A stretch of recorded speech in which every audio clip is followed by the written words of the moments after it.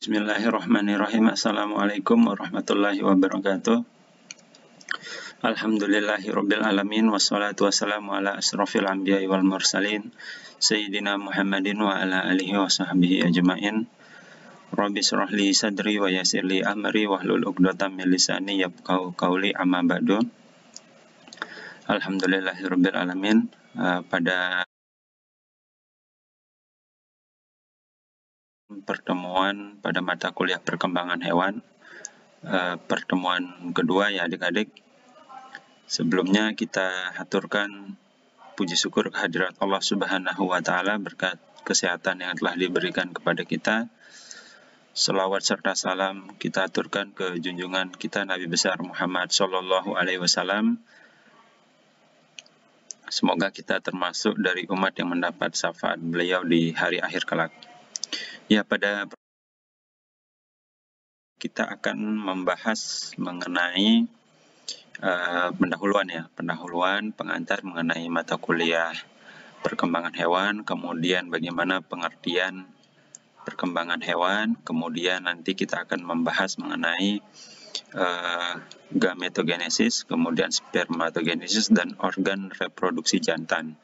Sebelumnya di sini sebelum gametogenesis ini kita perlu melihat ke belakang sejarah, teori tentang kehidupan dan teori mengenai perkembangan. Dan sebelum sampai ke gametogenesis ini, kita akan membahas mengenai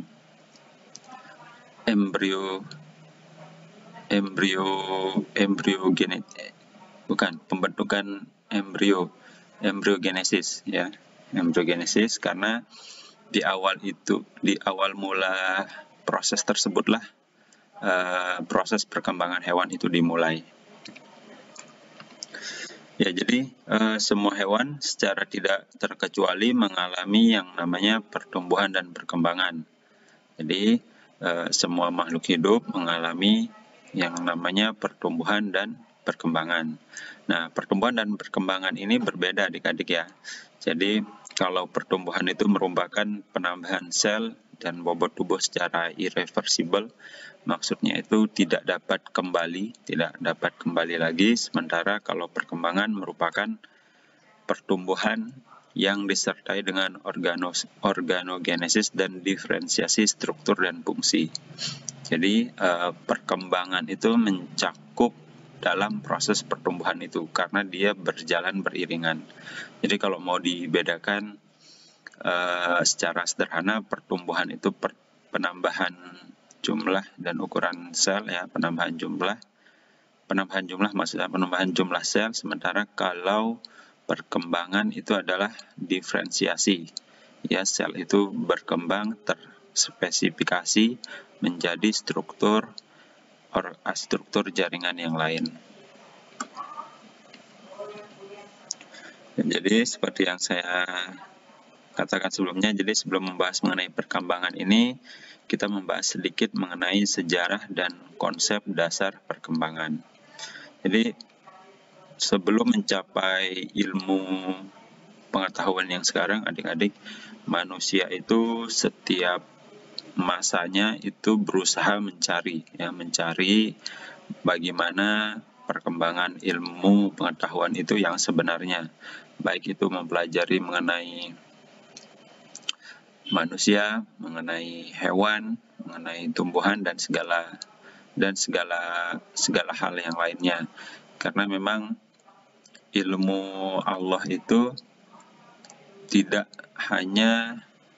ilmu Allah itu tidak hanya pada suatu lingkup yang kecil, namun pada lingkup yang sangat luas adik-adik ya. Baik, kita lihat teori asal mula kehidupan.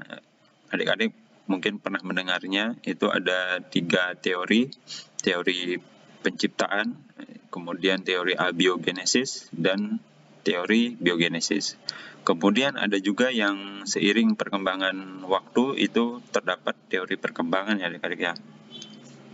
Teori preformasi, kemudian ada teori epigenesis, kemudian teori rekapitulasi dan teori plasma germinal. Ya, kita mulai dari teori asal mula kehidupan adik-adik. saya yakin adik-adik pernah mendengarnya ya. Jadi ada 3 teori asal mula kehidupan. Jadi teori yang pertama itu adalah teori penciptaan. Dan ini yang kita yakini sebagai seorang muslim, bahwa apa yang ada atau kehidupan yang ada di bumi dan alam semesta ini diciptakan oleh Allah Subhanahu wa Ta'ala, Tuhan yang Maha Kuasa. Jadi teori penciptaan menyebutkan bahwa bumi dan alam semesta ini diciptakan oleh Tuhan, ya, Allah Subhanahu wa Ta'ala, dalam beberapa fase. Sebenarnya teori ini tidak hanya disebutkan dalam Al-Quran, di kitab agama lain pun seperti Kristen itu disebutkan bahwa bumi dan alam semesta ini diciptakan oleh Tuhan yang Maha Kuasa. Kalau kita di Muslim itu sudah jelas sekali harus kita meyakini, karena dalam kitab suci kita, kitab suci Al-Quran, itu telah disebutkan banyak surat proses bagaimana terbentuknya bumi dan alam semesta. Jadi contohnya nanti adik-adik bisa lihat terdapat pada Quran surat As-Sajadah ayat 3, itu menyebutkan bahwa bumi diciptakan selama kurang lebih 6 hari, ya. Kalau koreksi saya kalau salah nanti, itu diciptakan selama 6 hari, ya. Kemudian Allah menciptakan alam semesta. Kemudian ada teori abiogenesis, teori yang menyatakan bahwa makhluk hidup itu berasal dari ketiadaan. Jadi makhluk hidup ini tiba-tiba ada spontan begitu. Jadi seperti sulap lah gitu. Tidak ada menjadi ada begitu. Ini yang dipelopori oleh Aristoteles. Jadi orang-orang ilmuwan pada masa ini mempercayai bahwa belatung, kemudian ulat dan hewan yang lain itu ada dengan sendirinya, ya. Ini juga banyak ilmuwan yang berpendapat bahwa makhluk hidup yang sekarang itu merupakan hasil dari evolusi dari makhluk lainnya. Jadi kita ini, adik-adik pasti tahu ya, teori Charles Darwin itu bahwa makhluk hidup itu atau organisme itu berasal dari makhluk hidup yang lainnya, tetapi melakukan evolusi. Jadi kita ini disebut berasal dari kera. Ya, padahal kalau di agama kita sendiri yang kita yakini bahwa manusia itu memang diciptakan, nenek moyang kita itu adalah Nabi Adam alaihi salam, dan kita harus mempercayainya. Dan memang pada perkembangan ilmu pengetahuan yang sekarang memang telah dibuktikan bahwa agak sulit kita menerima bahwa kita itu merupakan hasil dari evolusi dari kera begitu. Karena kalau memang kita hasil evolusi dari kera, ya kalau secara sederhananya pasti kera-kera di pusuk gitu ya adik-adik, pasti kalau lewat di pusuk itu banyak kera ya. Nah itu pasti sudah habis adik-adik, terjadi evolusi ya, mereka jadi manusia semua. Tapi nyatanya kan tidak. Selanjutnya ada teori biogenesis, teori yang menyatakan bahwa makhluk hidup berasal dari makhluk hidup sebelumnya. Ya, ini teori yang lebih modern dari teori abiogenesis ini. Jadi ilmuwan yang mendukung hal ini adalah contohnya itu Francisco Redi dan Louis Pasteur, yang kalau adik-adik baca di buku SMA dulu itu yang melakukan penelitian mengenai belatung di daging begitu ya. Kemudian teori perkembangan, yaitu ada 4. Teori preformasi. Jadi pada zaman dulu manusia mengemukakan teori preformasi ini, disebutkan bahwa sel telur itu mengandung miniatur manusia adik-adik. Jadi kita itu manusia di dalam sel telur itu sudah jadi utuh, lengkap dengan kepala, tangan, kaki begitu kan. Hanya terjadi hanya terjadi perubahan ukuran. Ya, jadi miniatur manusia yang seperti adik-adik sekarang sudah sempurna, tangan, kaki, kepala, itu ada di sebuah sel telur dengan ukuran yang lebih kecil. Nah, itu teori preformasi. Kemudian ada teori epigenesis, jadi perkembangan embrion melalui pertumbuhan dan diferensiasi. Jadi teori epigenesis ini muncul di masa yang lebih maju dari teori preformasi ini. Jadi disebutkan bahwa embrio itu terjadi melalui pertumbuhan yang masif dan diferensiasi. Jadi ini sudah sedikit lebih baik ya pengetahuannya. Kemudian ada teori rekapitulasi yang menyebutkan bahwa kesamaan perkembangan awal pada hewan tingkat tinggi itu berulang. Jadi fase embriogenesis pada berbagai hewan tingkat tinggi itu dibandingkan pertumbuhannya, dan itu disebutkan berulang. Jadi dibandingkan misalnya pada ternak ya gitu, misalnya sapi gitu kan, dibandingkan dengan hewan tingkat tinggi yang lain, nah itu urutan dari embriogenesisnya itu bentuknya itu berulang. Kemudian ada teori plasma germinal, nah ini sudah lebih maju lagi. Ilmuwan pada yang mengungkapkan ini menyebutkan bahwa pada pembentukan individu baru, yaitu kromosom dari sel telur dan sel sperma itu berkontribusi sama baik,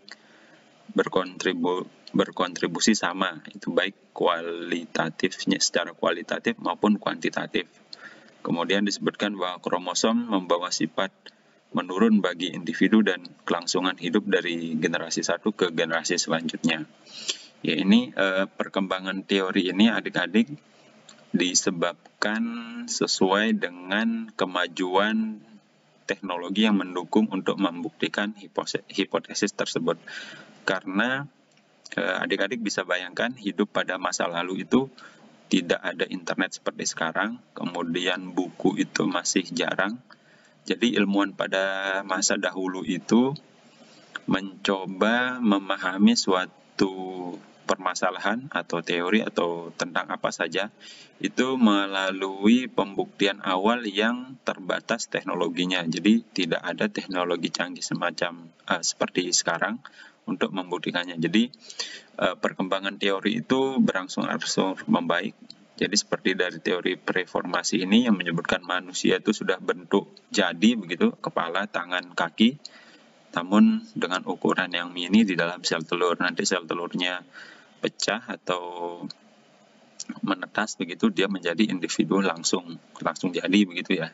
Nah, itu sampai pada teori plasma germinal yang menyatakan bahwa ada sumbangsih kromosom baik antara sel telur dan sel sperma. Jadi itu sama-sama menyumbang dalam perkembangan individu yang baru. Kemudian disebutkan bahwa kromosom membawa sifat yang menurun bagi individu dari kelangsungan generasi satu ke generasi selanjutnya. Untuk lebih jelasnya teori-teori ini, adik-adik bisa mencari nanti teori-teori perkembangan untuk melihat tahunnya kapan dan pencetusnya. Ya baik, setelah itu barulah kita masuk mengenai bagaimana apa itu pengertian dari perkembangan hewan. Jadi perkembangan hewan itu merupakan bagaimana perkembangan hewan yang meliputi pertumbuhan dan perkembangan anggota tubuh ya. Ada pertumbuhan dan perkembangan anggota tubuh yang dimulai dari fase embrionik dan fase pasca embrionik. Jadi perkembangan itu dibarengi dengan pertumbuhan adik-adik ya. Karena pertumbuhan itu pertambahan dari jumlah sel.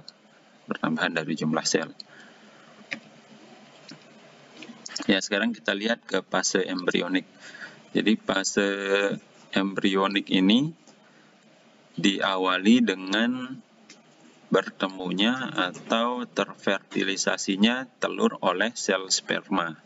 Ya, sel telur ini dihasilkan oleh individu jantan. Sel telur itu dihasilkan oleh individu betina, dan sel sperma itu dihasilkan oleh individu pria ya atau jantan.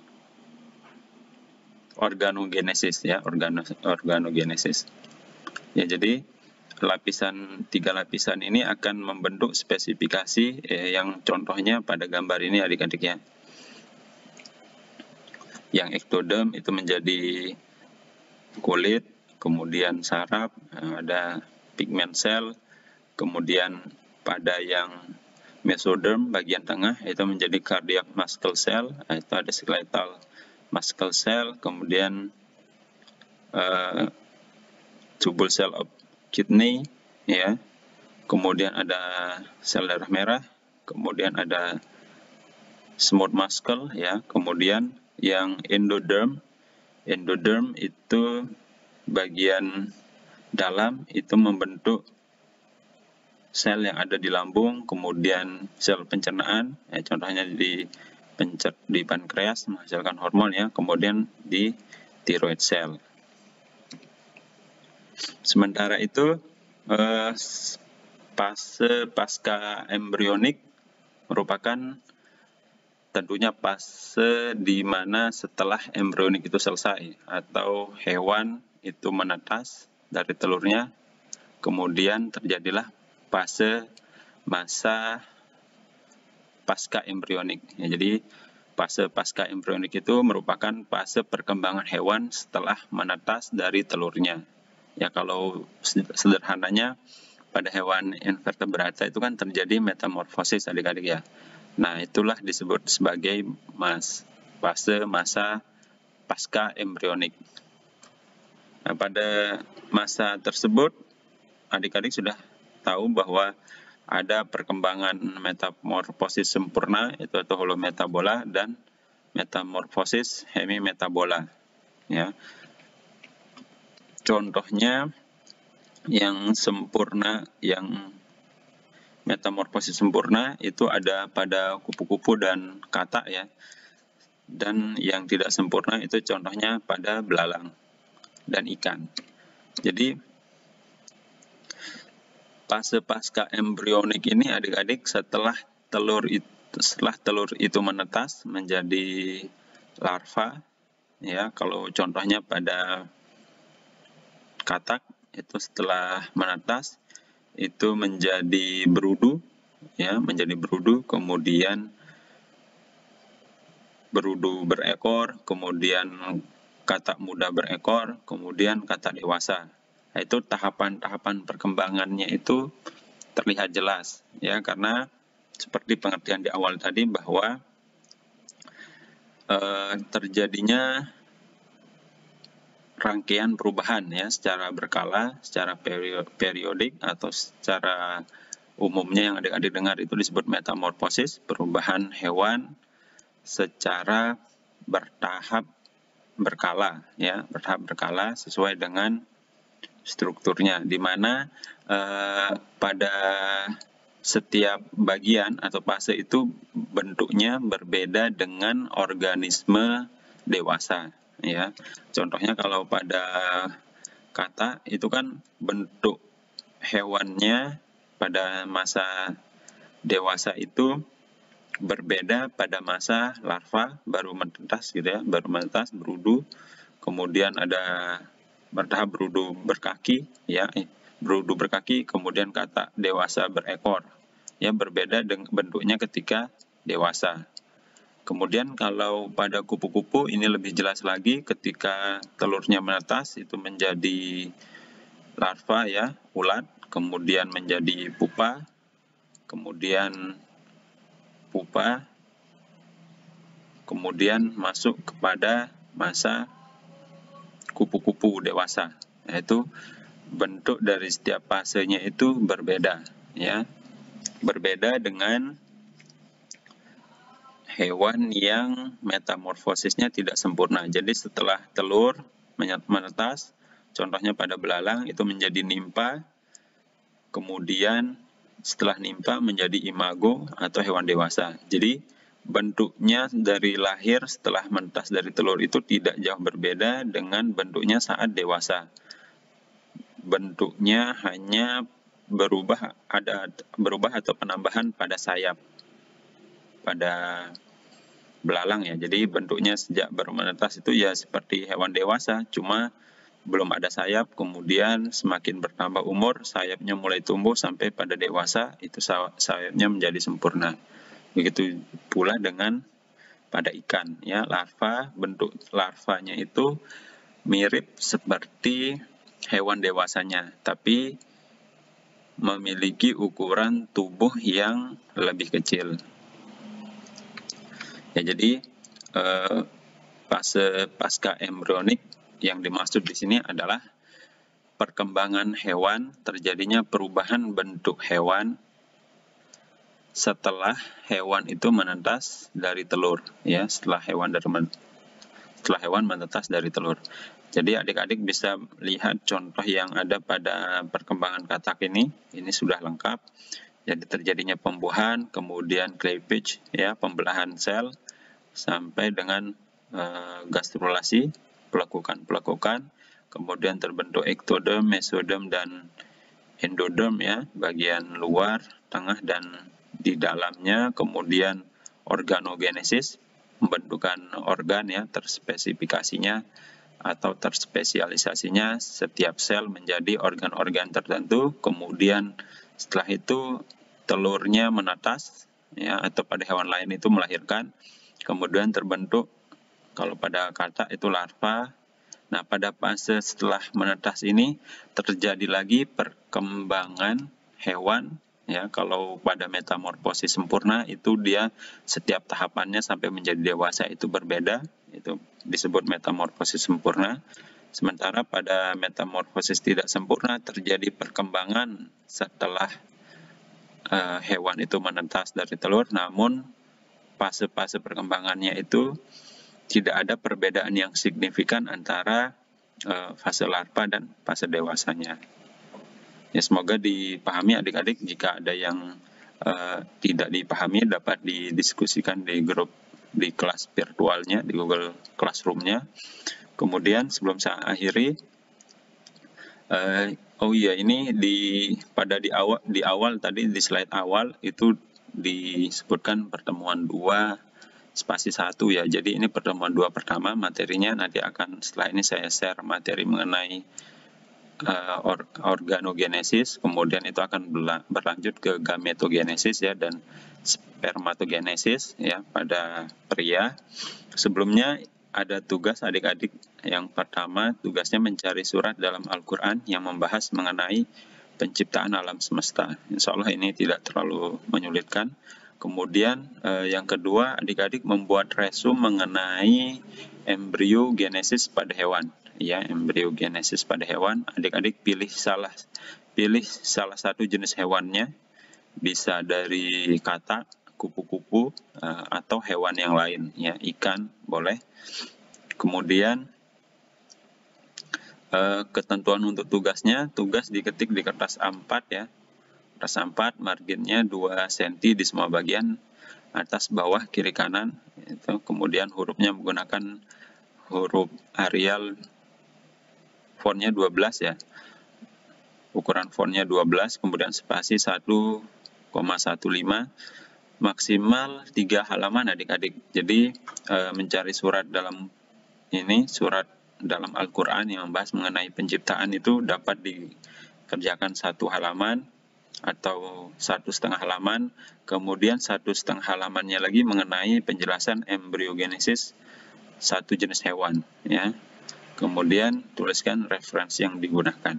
Jadi tugasnya cukup sederhana, maksimal 3 halaman, jangan menggunakan cover, ya, tulis aja namanya di pojok bagian kiri atau kanan atas gitu, nama, NIM gitu kan, kelasnya, dan langsung dikerjakan tugasnya, ya. Ya, sekian untuk pertemuan pada pagi hari ini, bagian 1 kita akhiri.